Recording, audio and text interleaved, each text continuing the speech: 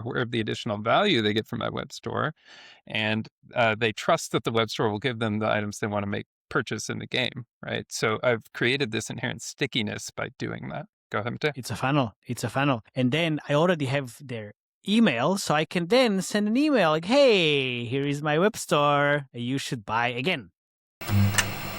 It's 4 a.m. and we're rolling the dice. Mate drops knowledge made of gold and ice. Felix with ads making those coins rise. Jack up designs, worlds chasing the sky. We're the 2.5 gamers, the midnight crew. Talking UA adverts and game design too. Mate, Felix, Shaka bringing the insight. We're rocking those vibes till the early daylight. Mate, UA, master eyes on the prize. Tracking data through the cyberspace skies. Felix stacks dollars like a wizard in disguise. Jacob's crafted realms lift us to the highs. 2.5 gamers talking smack. Slow hockey stick, got your back. Ads are beautiful, they light the way. Click it fast, don't delay.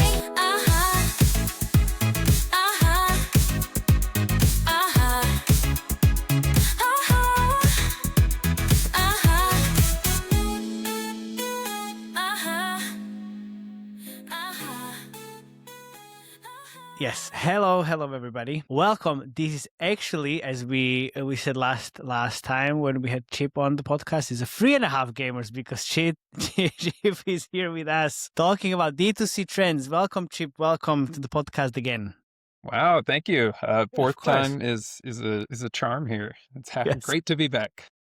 Very true, very true. We have very good feedback for all the episodes, so we should definitely keep talking about what's happening in the D2C world because there is always something happening in the D2C world. So before we go there, my name is Matej Lančarič. I'm Felix Broberg. I'm Jakub Bremiar. Chip Thurston. Hey, we are your hosts. There you go. That's very smooth, very smooth. Thanks for coming in. So what's happening? Oh, well, we are going to talk about what's happening and what's might be the future for D2C. Well, we'll see. We have some questions and trends that we can discuss. Nice.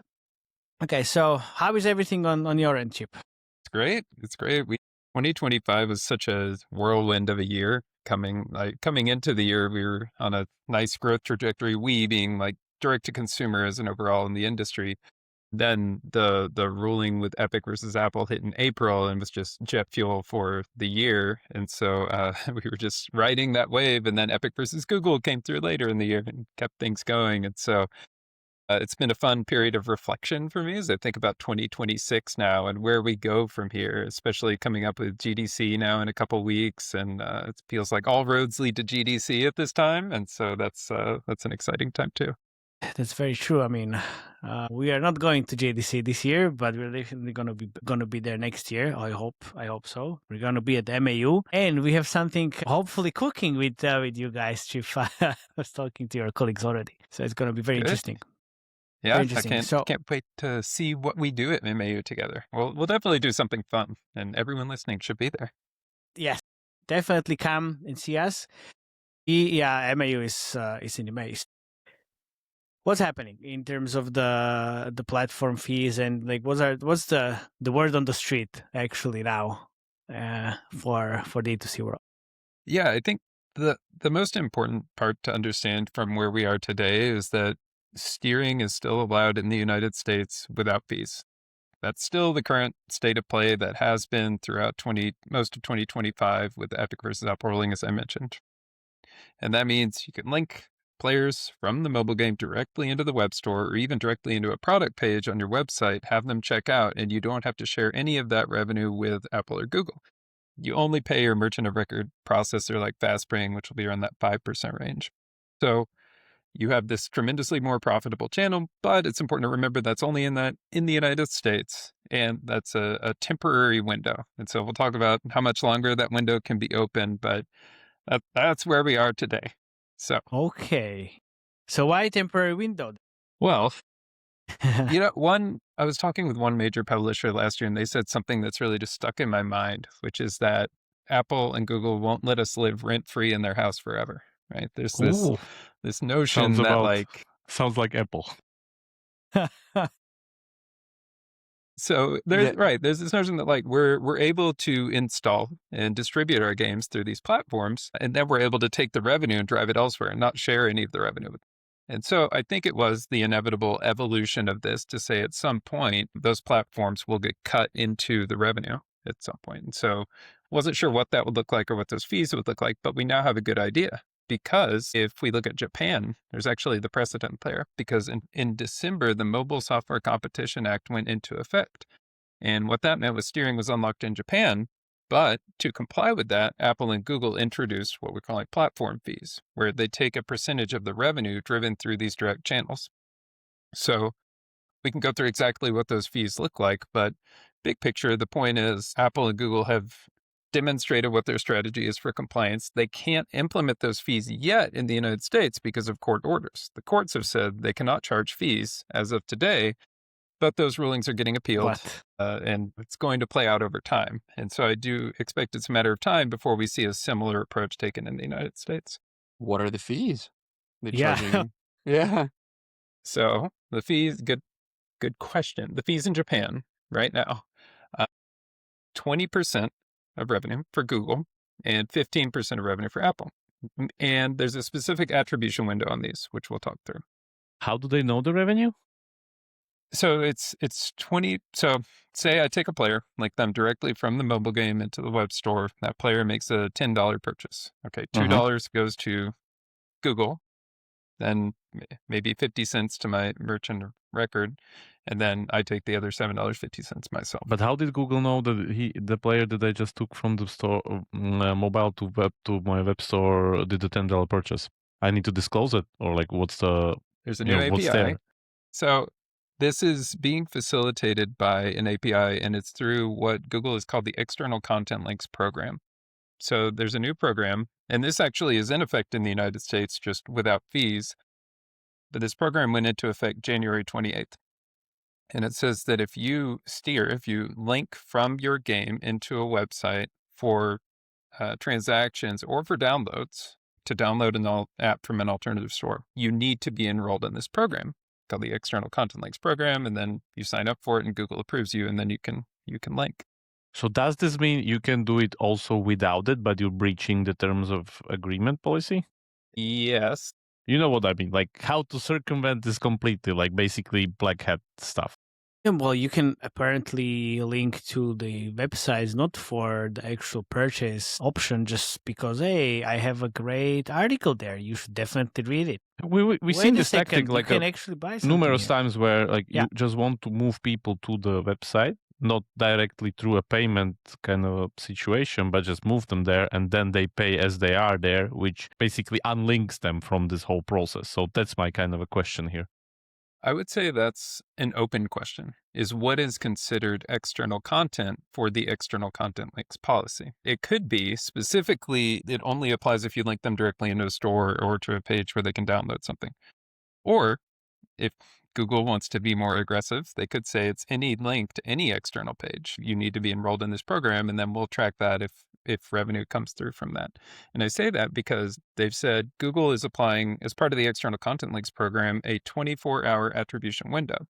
So if someone clicks from your game into your website and makes any purchase in the next 24 hours there, then that fee will apply. No.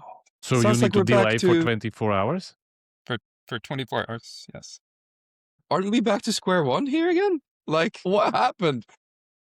I will tell you, I think these are actually good in a way for the future of direct-to-consumer, and I think they'll actually increase the direct-to-consumer revenue we see being processed across the industry. And I say that because it introduces a lot of certainty by having these fees and knowing what the future will look like. And two, because these fees are actually really limited in scope. I think they can sound scary and overbearing at face value, but I think when we actually look at the scope of when they apply, there's a lot of room to operate, and it just means we as game publishers need to be more strategic in how we're driving that direct-to-consumer revenue. So let's then think, obviously. I know we Christmas can just got say taken this away from directly, me. but let's think like min-maxing. Like how can Yeah. currently circumvent this? No, it's not about circumventing. Like, it's actually about the repeating purchases and then what happens after the 24-hour window. Right? Exactly. That's my So, opinion. yeah. So that's the first place my head went, Mate, is like, let's think about treating these platform fees as almost a direct to consumer customer acquisition cost, right? So if I segment my players, right, and I say all my players who have never made a purchase on the web store, I'm going to put them in one bucket and I'm going to link them at every opportunity of the store, everywhere in the game. There's web store buttons all over the place. Because if they don't purchase, like there's no fee. So like I can link them as much as I want. I'm driving all this awareness from my web store. Then eventually they go to the web store and they make a purchase. Okay, as soon as they make that purchase, I pull them out of that segment and put them in a different bucket of direct-to-consumer customers. Now I'm not linking them anywhere in the game. But they're aware of my web store. They're aware of the additional value they get from my web store. And they trust that the web store will give them the items they want to make purchase in the game, right? So I've created this inherent stickiness by doing that. Go ahead, Matej. It's a funnel. It's a funnel. And then I already have their email, so I can then send an email like, hey, here is my web store. You should buy again. There you go. Question. Okay, that's So when What do if we I take had- the 20% fee? when? Mm-hmm. Right after the first purchase. But then you are not linking the player because you only need to process the fee when you're linking the player from your game to your store. From the game. If you link him or her from an email, you're fine. So this is a habit creation pretty much. No, I Right. You need understand. So that's what she That's it. said, basically, that the 20 whatever fee will be Yeah. just on the first purchase until we move him to the payer segment, look. and then it's kind of ours. Hypothetically. But then if you keep linking the players to your web store, then it's going to be on every click, on every purchase from the game. That's the thing. Yeah, but obviously you don't want that because now you have it in your system, so you want to use other distribution sources Yes. outside of the store. But then, as we discussed before we started recording, like now people are really not leveraging web stores and D2C because they're afraid if they do it now, they'll lose all the advantage from Apple, and Apple is not getting any money. So then I'm actually agreeing with Chip here because this is going to open up way more kind of people to the web store because they're not going to be afraid because Apple are going to get their cut and it's going to be kind of legit now. They're cut once. Yeah. Yeah, once. Yes, How still many it's more times? than zero. Yeah, of course. But this also basically reinforces the situation we were talking last time. Like everybody should be doing this as fast as possible to kind of move their whole player Yes. base there immediately so they don't incur any fees. I have a question here, Chip. So basically, let's say I have a gaming studio, Ingenious Ideas Incorporated, and I have an ingenious idea here that basically, let's say I'm doing subscriptions or IAPs, but I delay the charging of the card by 24 hours or 48 hours, but I give the gems anyway. What happens then to Ingenious Ideas Incorporated? Now we're talking. Now that's- we're getting good. That's a good idea. I can speak to playing by the rules Ingenious. for the Call my Obviously, lawyer. yeah. I am not a lawyer. For the ingenious ideas, I would defer to other counsel for how to proceed with that. No, what I'll say is pivoting back to Matej's point, like I Yeah. do think from an adoption standpoint, there are still publishers I talk to all the time who have this fear of repercussion from Apple and Google, right? And that's one of the reasons that we did see, I think we talked about it last time, but the survey we ran that saw 43% of studios have not started pursuing direct-to-consumer yet, but plan to in the near future. And so by having this situation that does cut in Apple and Google, it not only represents a way to maintain and cultivate that relationship where you are sharing some of the revenue with them, but it also introduces more certainty because when the Epic versus Google settlement was proposed, it proposed these fees, right? That was the nonsense we talked, well, shouldn't say nonsense. Those were the terms we talked about last time Yeah. of the 20% versus 9%. In terms of 20% being on like randomized purchases and competitive purchases, but 9% on cosmetic purchases and content purchases. And so that part is still not played out, and we're still waiting to hear how the courts receive that and actually act on that. But the point is to say, when that ruling does roll out, that's when we'll have some degree of finality around this and say, yes, some things might shift a little bit. Maybe the fee changes a little bit. Maybe when it can apply or the terms change a little bit. But this is what it's going to look like moving forward in the broadest sense. And so as a publisher, that will instill more confidence and give people the certainty to say, okay, there's not these looming, lingering appeals that could like completely ruin my investment that I'm making in this direct-to-consumer solution. I know this will be here to stay, and now I can invest in that and operate within that. So I guess I know. So basically, we're moving from like get everyone as fast as possible to get everyone as fast as possible anyway, but you will incur whatever fee they pretty much get onto it. But then we're basically back to this kind of square of, I mean, like mainly mid-core games and people that are having high But LTV players. Are we back to square one though? It's like, you know what they say, never get between a lioness and her cub, but basically in this case is don't get in between the Fortune 500 and their fees, right? No, I mean, So they're trying to claw a bit of them back, right? I didn't meant to say that like we're back into the problem of like having the like giant fees on our hand. I mean, like Apple and Google will get into the same square one, whereas like you offload most of the payers eventually, and then they won't have their, you know, pound of flesh to continue. So they come up with something else, I guess. Yeah, the way I think of it is it's a pendulum, right? And if I think back to like 2022, 2021, we were at this really early stage of direct-to-consumer where there was zero steering allowed. And it was very draconian in terms of how Apple and Google were regulating that and disapproving games if they started to steer players into an off-platform solution like a web store. And then 2025, the pendulum swung completely the other direction. They said steering without fees is here overnight and publishers can go do that.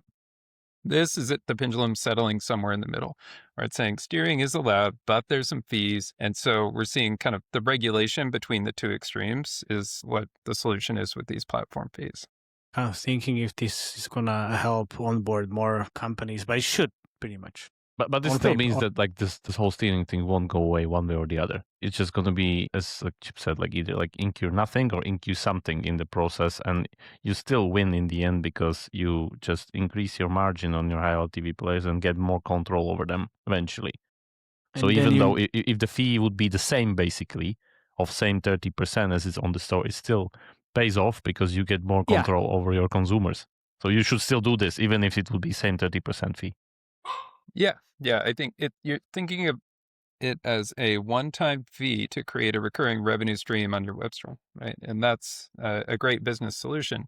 The other pieces to this to consider, and Matej alluded to this earlier, but I want to go a little deeper on it, is that there are other channels, other growth vectors for your web store beyond the game itself. Like when I think about my time leading direct-to-consumer strategy and game development, when I had a new feature, a new campaign I wanted to launch for the web store, I would list out all the marketing vehicles that we had at our disposal. So yes, in-app communication was one of them, but it would also be like social media channels, our Discord community, maybe content creators on Twitch, maybe a subreddit, email campaign. Like look at all these different places that we could communicate with our players. And when I think about these platform fees, they only apply to the in-app communication side. Like that's the only place they'll be able to track the revenue and attribute a fee back to that. If I'm routing a player from an email into a web store or a social media post into a web store or a Discord amplification through back to a web store, like there's no fee attached to any of those. And so yes, you're steering to create that initial conversion and get them over that hurdle, but you're not then just saying, okay, great, we'll rely on that inherent stickiness for all future conversions. You're saying we'll rely on that stickiness, but we'll complement that with all these other vehicles that we have, and we can use those to funnel them back into the store as well. Yeah, it's pretty much what, like, let's say, part of the whole UA D2C, although it's the strongest one. I mean, come on. It's like the blinking out from the game where you don't really need to go from 7 hoops. It's better. And not every game has a strong social media presence or Discord group or Strong email communities. audience. Yeah. So you need to build that pretty much. I mean, different games will have different growth vectors available, and I think that's why mid-core will continue to be perfectly suited for something like direct-to-consumer revenue. Visual can certainly still succeed there. It might just have a lower ceiling because it doesn't have those channels, right? People don't talk about the game outside of the game as much on the casual side as they do on the then side. if you think about it and you do albums and groups on Facebook, then you still can. Come on. I mean, there is... Those communities are pretty strong.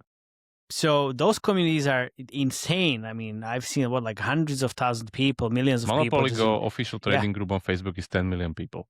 Just So, that I one mean, group. Sweden. you post one link there as a web shop and then you're fine. Come on, that's insane.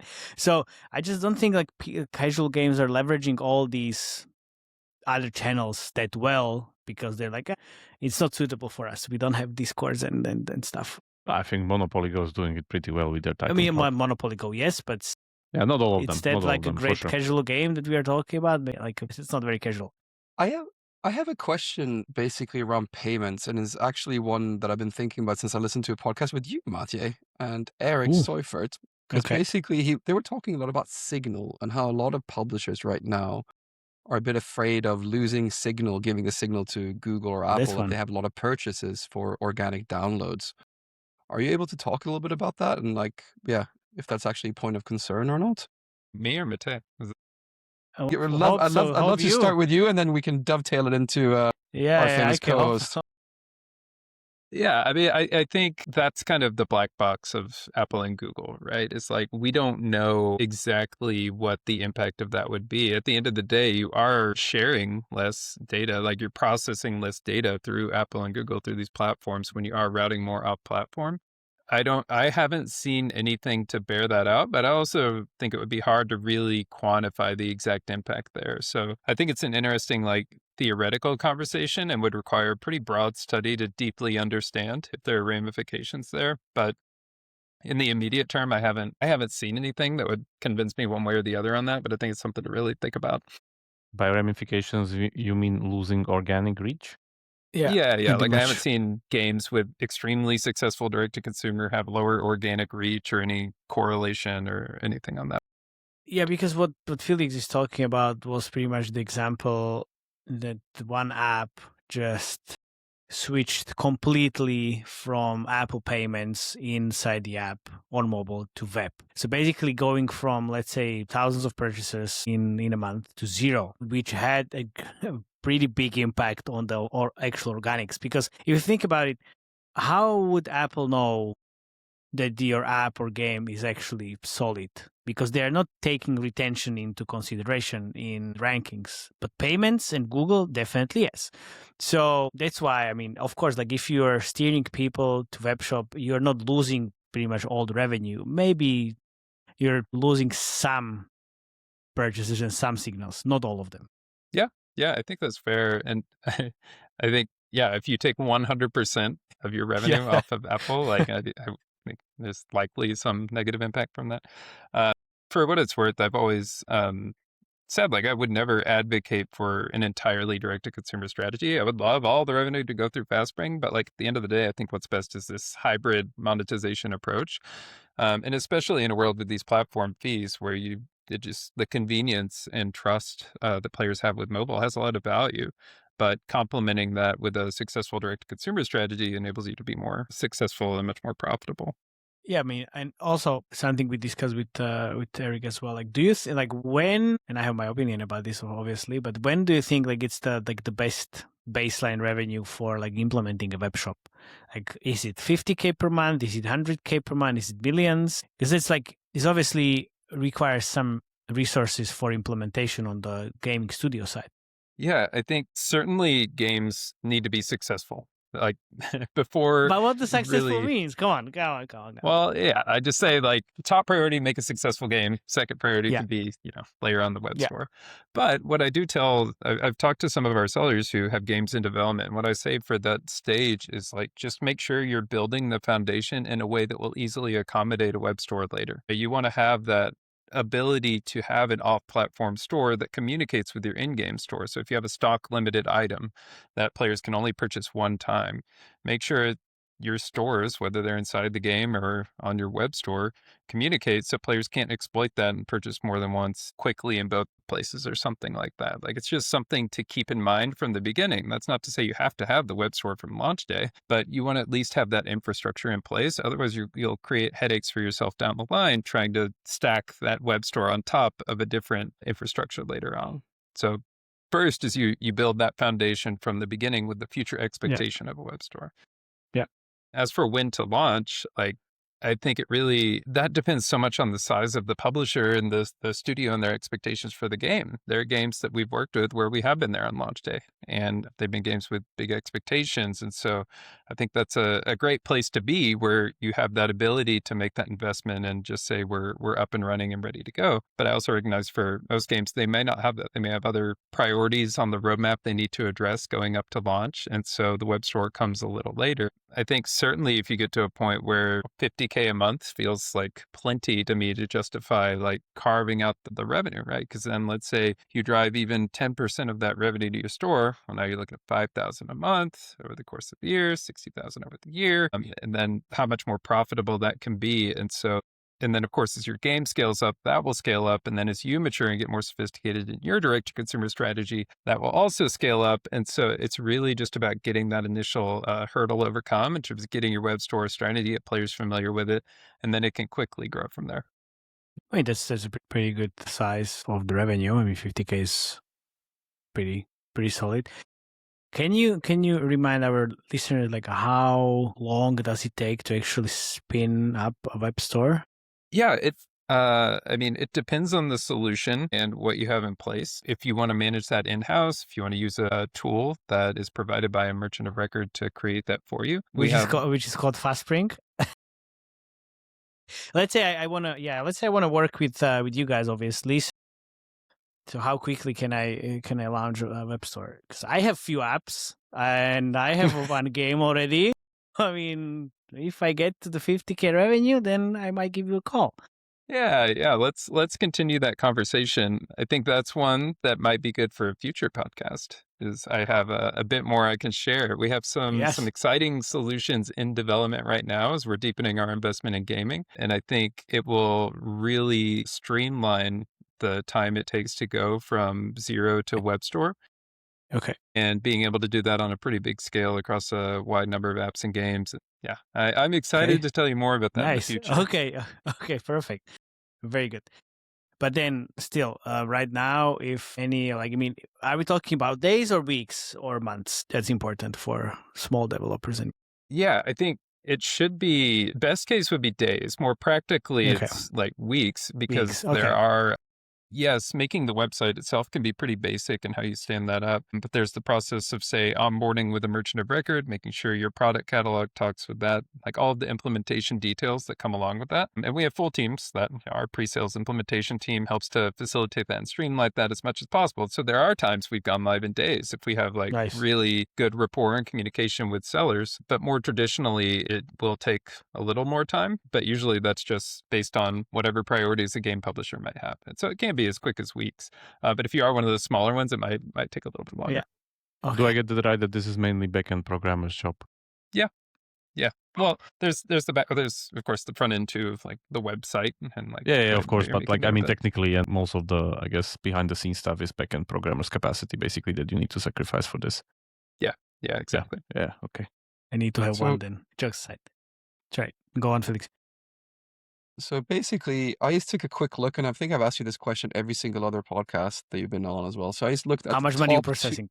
So so I looked in the US in the last 30 days, according to Sensor Tower, on the largest 200 gaming companies or gaming apps on iOS and Google Android. They earned generated about 1.1 billion in IAPs in the last 30 days. How much do you think is on top of that revenue in web store revenue as of right now? That was 1.1 in the US. Yeah. So I'll reflect back to the survey we ran in August, which surveyed over 100 game developers, decision makers, different publishers in North America and Europe. And we asked them about web stores, and we talked a lot about the data on the last podcast. But the point I want to reference for this one is we did ask them how much revenue they were driving through their stores for those that had web stores in place. So let's try to math this out in real time, which is always fun. Yes. There were 57% of the ones we surveyed had web stores, right? So let's round it to 50% and make it easy. So of that 50% that had web stores, we asked them, are you between 1 to 10%, 11 to 20%, 21 to 30%?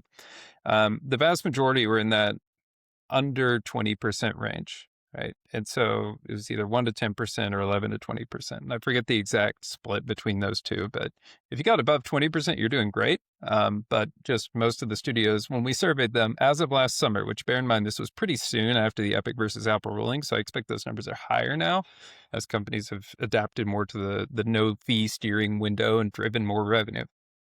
Say it's under 20%, round it to maybe a 10% somewhere in the middle. So if 50% of those studios are driving 10% of their revenue through the store, that can give you a ballpark number, I guess, if we So extrapolate that ballpark out. then, using that from my little data find there on 1.1 billion, we're looking at somewhere between 50 to 100 million dollars processed off store in the US in the last 30 days, roughly. Sure. That's Good. yeah. Now we I have think something to work with. speculative. This is Yeah, good. that can give you a baseline to build from if we kind of take all that data extrapolation. Was there any categorization of the developers regarding mid-core casual or something that you ran in the survey? Or it's just like developers as it is? I mean, like if you see actually the significant differences between casual or mid-core developers.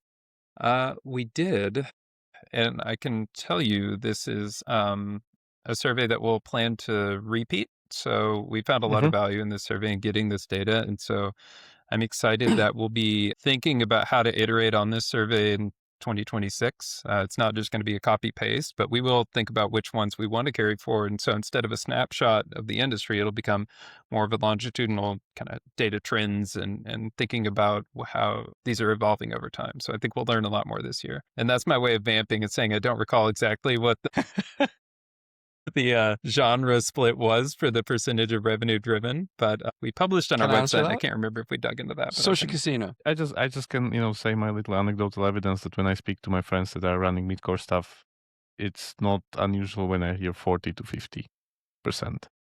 That's usually social casino. I hear that usually. I don't have that many social casino friends. I'm an RPG Okay. guy, so just Well, saying you don't that. have that many friends anyway, so this is a great insight, man.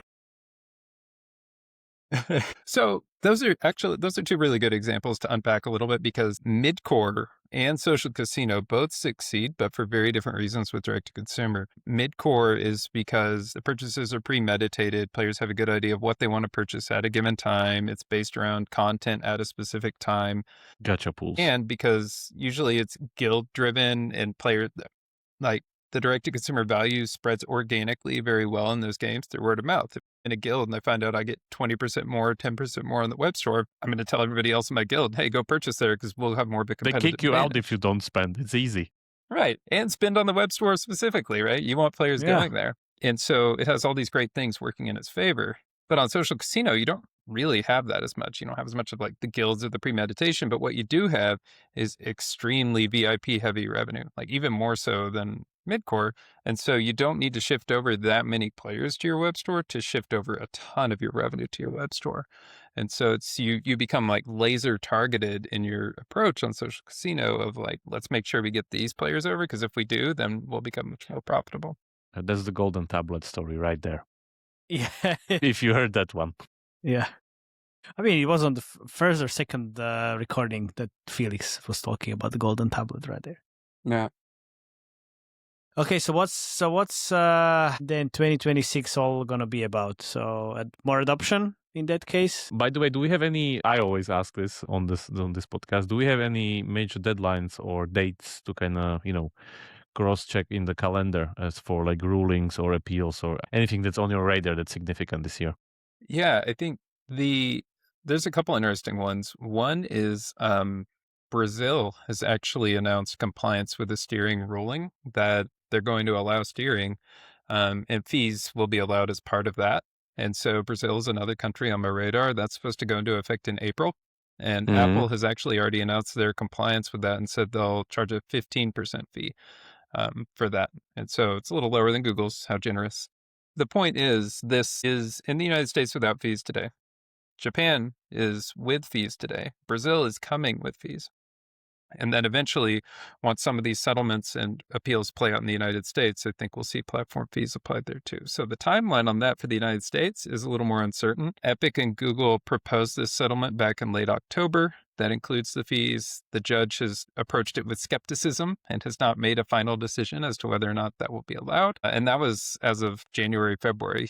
They're still mulling it over. There was another hearing in late January, and they still haven't made a decision coming out of that. So the wheels of justice turn slowly, but I do expect we will get some resolution on that in the near future, maybe in March, where maybe it means they get a green light on this settlement and fees start to be applied, or maybe it means they need to go back. They need to go back and make some changes to this settlement, and then the judge will approve it. So we'll just have to wait and see on that. Like you said earlier, in the meantime, they're steering without fees right now, and we need to act with urgency to maximize that opportunity.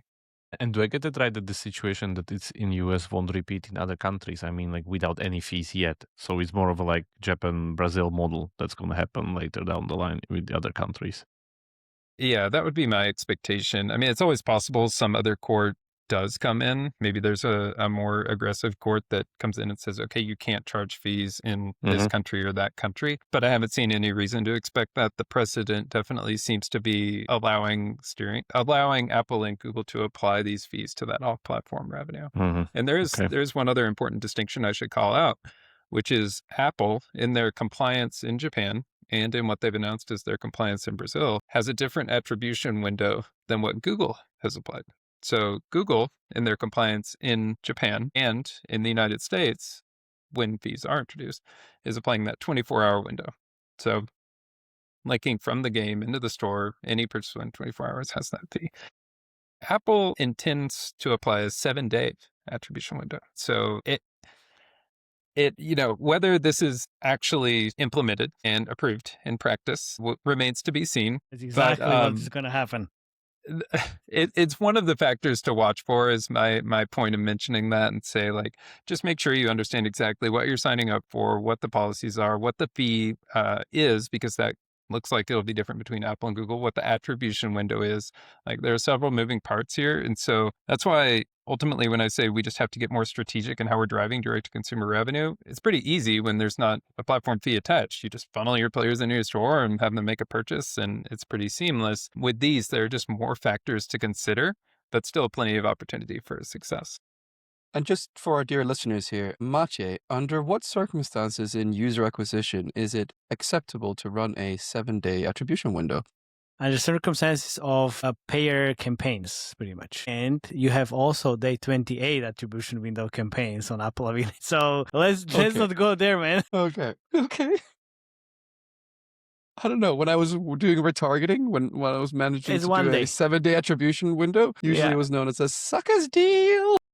Yeah. It's like, nope. So, no, but for purchase campaigns, 7 days by default. You have way more time to actually gather more events. Exactly why Apple is doing this, pretty much. They can earn more money on top of this. Oof. That actually reminded me of one other piece that I think this will evolve to, which is, again, these fees aren't in effect yet, and we expect them to come in this year. So once they do, maybe we start to pursue that direct-to-consumer customer acquisition, right? We eat that initial cost of creating that customer, and then we stop steering them into the store. I think a later phase of that, and this is where some of the data science might come into it, but it's once a player, say, churns from the web store, you then start steering them again. And so if a player starts purchasing on mobile again and purchases exclusively on mobile for some period of time, at what point do you say, okay, I'm going to start steering them again to get them back into the web store and try to recreate them as a web store customer? You don't just do it for that initial purchase. Yes, you do that, and maybe that's enough for most of your players, but then some trickle off and you steer them back into the store over a point of time. And it's these kind of moving parts where I think we can really grow web store revenue over time, even in a world with these fees, but it's going to require that deeper thinking and deeper data telemetry to really make the most of it. Yeah, I was talking about this in Barcelona, where I said that you need to think about your web shop as pretty much like an e-commerce brand, an e-commerce shop, pretty much like a normal brand, because you have all these different KPIs and metrics, and you still need to keep kind of retargeting your player, keep reminding the player, like introduce bundles. I was talking about buy one, get one free, and all these different things, which like, this is pretty much different marketing than a mobile game marketing. So I'm looking forward. Yeah, it's a good point. I think just general revenue optimization on websites remains an opportunity. 100%. That will be true Then- regardless of what happens with any Exactly. regulations. Yeah, that's true. Yeah, that's true. You still need to think about all these different KPIs and bundles and whatnot. Because average order value, I was like, oof, okay, interesting. And then you optimize for different things. Anyway, so the future is bright, I suppose. Yeah, it is definitely. I'm also quite surprised that we don't have anything from South Korea, if I understand correctly, because they are like also quite a massive mid-core market, which I would guess they would be jumping on this first.